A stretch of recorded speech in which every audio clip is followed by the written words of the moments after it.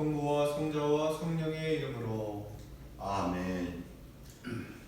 오늘 복음 말씀은 계속해서 예수님의 정체성에 대한 유다인들과의 논쟁 장면입니다. 요한복음 5장에서 예수님께서는 베짜타 연못에서 38년 동안 앓던 병자를 고쳐주셨는데 이날은 안식일이었습니다. 이 사건 이후로부터 유다인들은 예수님께서 안식일법을 어긴다는 이유로 예수님을 박해하기 시작합니다.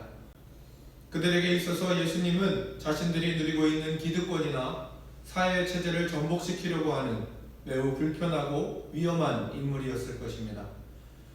이러한 깊은 갈등의 직접적인 원인은 무엇이었을까요?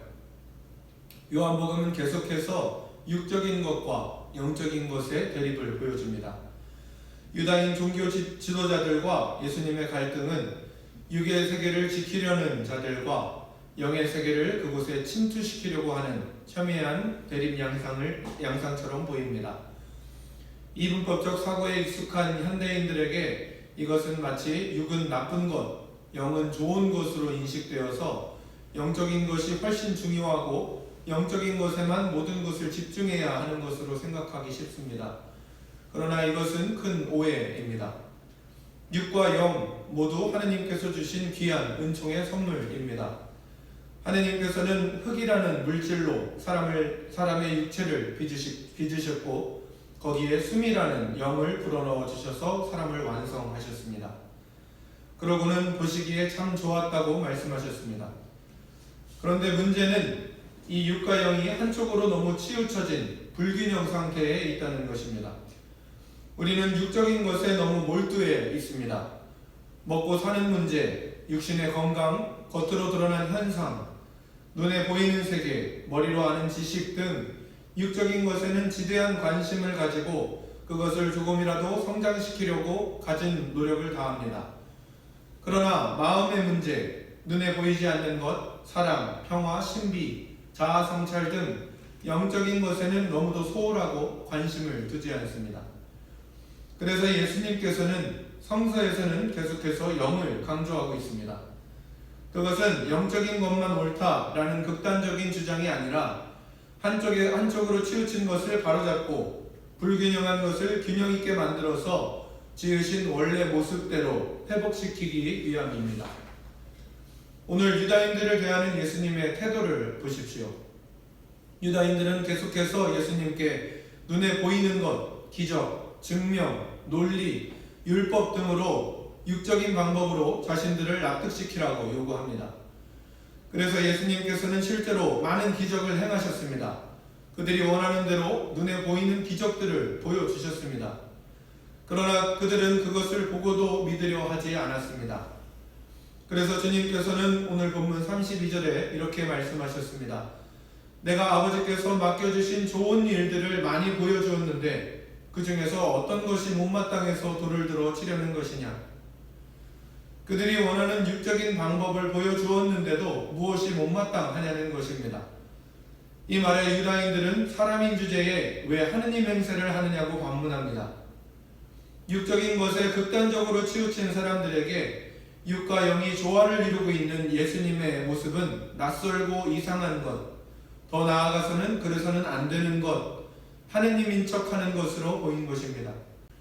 뒤이어 주님께서는 그들의 정곡을 찌르십니다.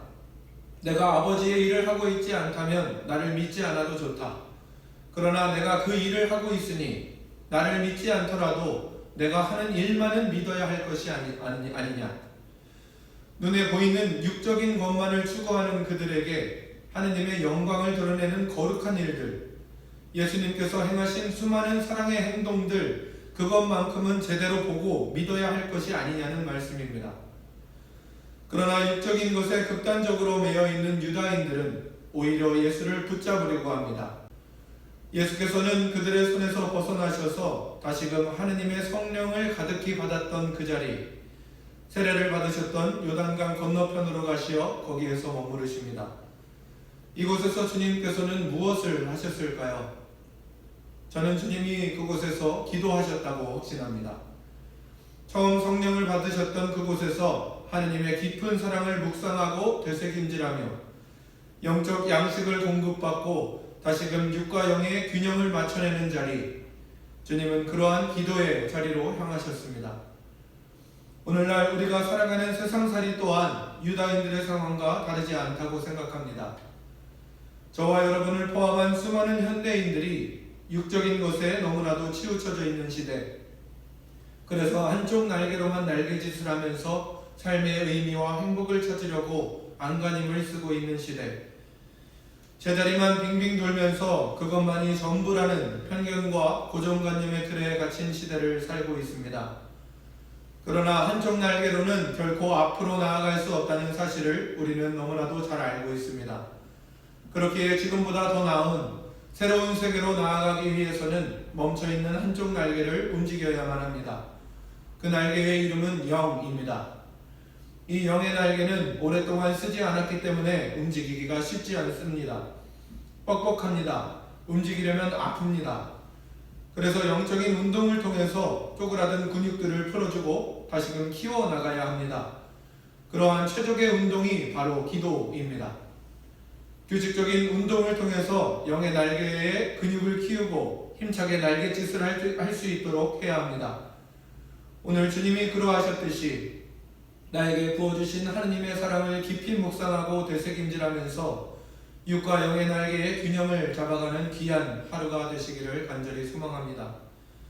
그리하여 마침내 주님께서 허락하신 은혜의 창공을 마음껏 날아오르며 하느님의 나라를 누리는 복된 삶이 되시기를 우리 주 예수 그리스도의 이름으로 간절히 소망합니다. 아멘. 성부와 성자와 성령의 이름으로